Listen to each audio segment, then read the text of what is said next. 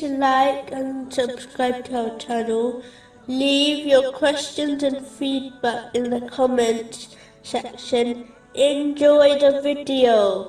In a narration found in Jami Tirmizi, number 1919, the Holy Prophet Muhammad, peace and blessings be upon him, advised that being a Muslim includes showing mercy to those who are young, and respect to those who are older.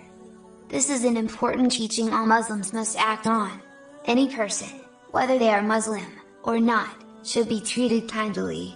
A Muslim must help those younger than them, by always advising them to do good things, and stay away from bad things. A good Muslim does not only care about themselves, but they make sure that others, especially those who are younger, are going in the right direction in life.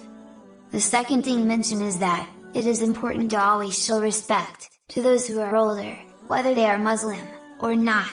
It is important to listen to the advice older people give, and even if a Muslim disagrees with them, they should still show respect to them, and not argue with them.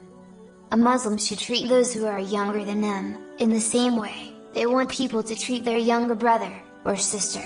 And a Muslim should show respect to every older person, just like they want others to show respect to their older brother or sister, or even parents.